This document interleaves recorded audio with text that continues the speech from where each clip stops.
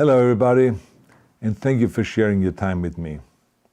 I'm sending this message through various different channels to reach my dear Russian friends and the Russian soldiers serving in Ukraine. I'm speaking to you today because there are things that are going on in the world that are being kept from you, terrible things that you should know about. That ever since I was 14 years old, I've had nothing but affections and respect for the people of Russia. The strength and the heart of the Russian people have always inspired me. And that is why I hope that you will let me tell you the truth about the war in Ukraine and what is happening there. No one likes to hear something critical of the government, I understand that. But as a longtime friend of the Russian people, I hope that you will hear what I have to say. You see, there are moments like this that are so wrong, and then we have to speak up. And it's exactly the same with your government. I know that your government has told you that this is a war to denazify Ukraine. Denazify Ukraine? This is not true. Ukraine is a country with a Jewish president, I might add, whose father's 3 brothers were all murdered by the Nazis. You see, Ukraine did not start this war. Neither did nationalists or Nazis. Those in power in the Kremlin started this war. This is not the Russian people's war. No. As a matter of fact, let me tell you, what you should know is that 141 nations at the UN voted that Russia was the aggressor and called for it to remove its troops immediately. Only 4 countries in the entire world voted with Russia. That is a fact. See, the world has turned against Russia because of its actions in Ukraine.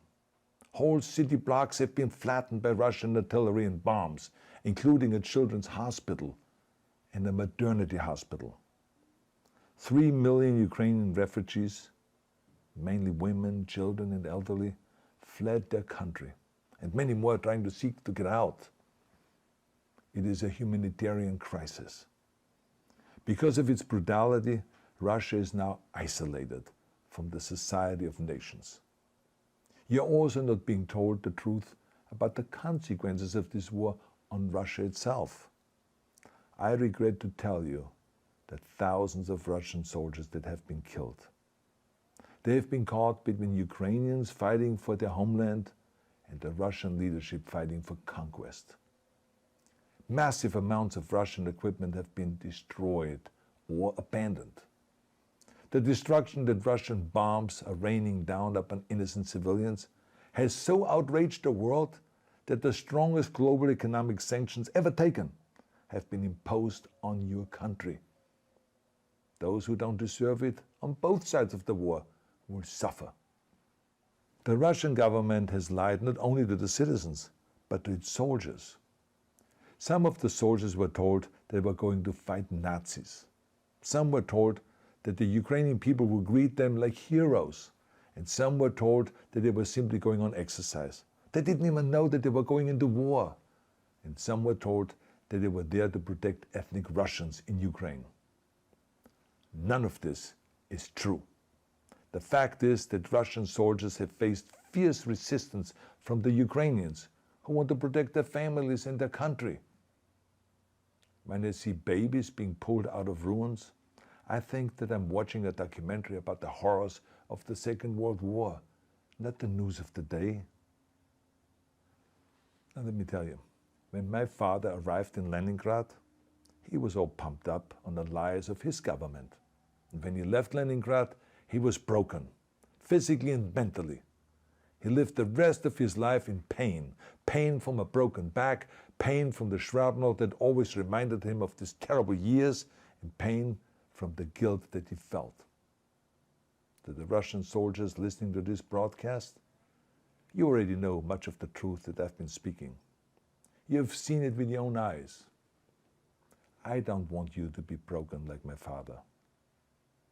This is not the war to defend Russia that your grandfathers or your great-grandfathers fought. This is an illegal war. Your lives, your limbs, your futures are being sacrificed for a senseless war condemned by the entire world. Now, to those in power in the Kremlin, let me just ask you, Why would you sacrifice those young men for your own ambitions? To the soldiers who are listening to this, remember that 11 million Russians have family connections to Ukraine. So every bullet you shoot a brother or a sister. Every bomb or every shell that falls is falling not on an enemy, but on a school, or a hospital, or a home. I know that the Russian people are not aware of such things are happening. So I urge the Russian people and the Russian soldiers in Ukraine to understand the propaganda and the disinformation that you're being told. I ask you to help me spread the truth. Let your fellow Russians know the human catastrophe that is happening in Ukraine. And to President Putin, I say, you started this war. You're leading this war. You can stop this war.